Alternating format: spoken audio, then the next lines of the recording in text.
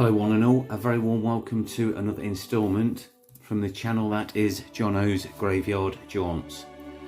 Now in today's video I shall be talking about a man of Irish descent who happened to be performing at the very grand Buxton Opera House in Buxton, Derbyshire at the time of this horrendous accident which ultimately led to his death.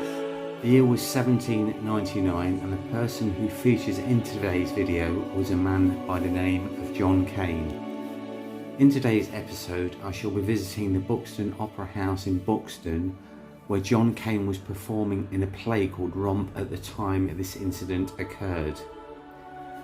I shall also be visiting the final resting place of John Kane, which is in the churchyard of St Anne's in Buxton, the town centre itself. Now John Kane was born in Ireland in 1746.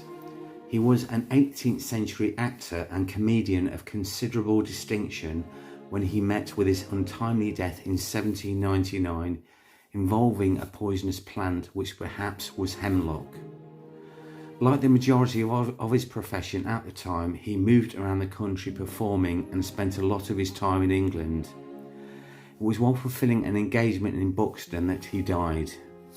The playbill for the Buxton Theatre from the 25th of August 1792 shows that he was playing the Old Cockney character in a farce called Romp. Now if you look at the programme dated the 20th of August 1792, below the large name of the play entitled Romp on the left hand side of the programme, as you look at it, you can see against Old Cockney the words Mr Kane to denote John Kane. This is the stunning opera house in the beautiful town of Buxton, and this is where John Kane would have been performing in December of 1799 when he took a bite of that beef sandwich that was laced with hemlock rather than horseradish sauce that sadly was to claim his life. You can see it's a really stunning, very ostentatious, flamboyant building. If you just look at the area surrounding it, it's absolutely amazing. So Buxton is in the peaks in Derbyshire, and it really is an incredibly beautiful location. So if you are in Buxton, check out the Buxton Opera House. I'll put some pictures up as well of the inside and the stage that John Kane would have faced his audience on, and the incredibly stunning ornate ceilings as well. Now according to popular folklore, Kane had a very hearty appetite and was particularly partial to roast beef with horseradish sauce. Unfortunately, on December night in 1799 in Buxton, whoever prepared the dish for Kane had made a grave error.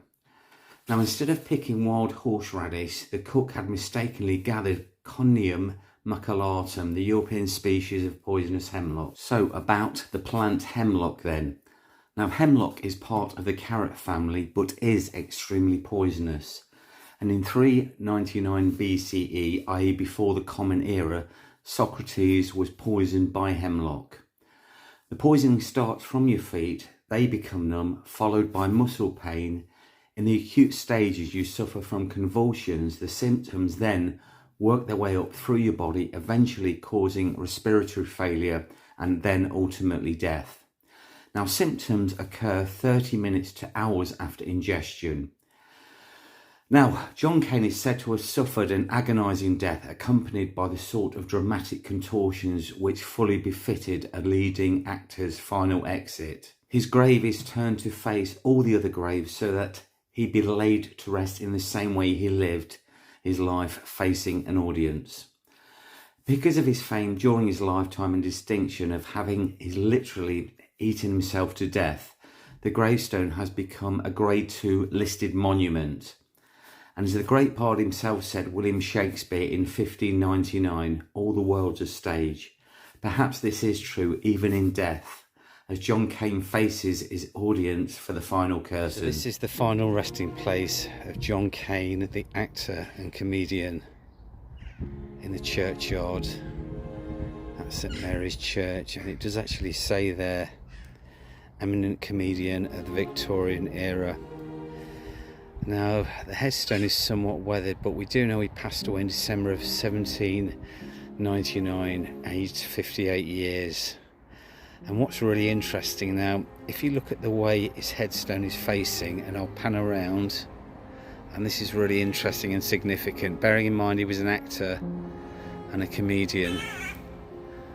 Now, all the other headstones in the churchyard are facing John Kane's headstone, so it's almost like the graveyards or the graves facing John Kane are his audience, and he is actually facing them on his stage alone. I think that's really fantastic and really significant, because obviously he was an actor and a comedian, and as we referred to earlier, even in death perhaps the whole world is a stage, and maybe this is John Kane's final curtain to his audience at St Anne's Church in Buxton. Rest in peace, John. God bless you, and thank you for your contribution to the acting and the comedic circle. God bless.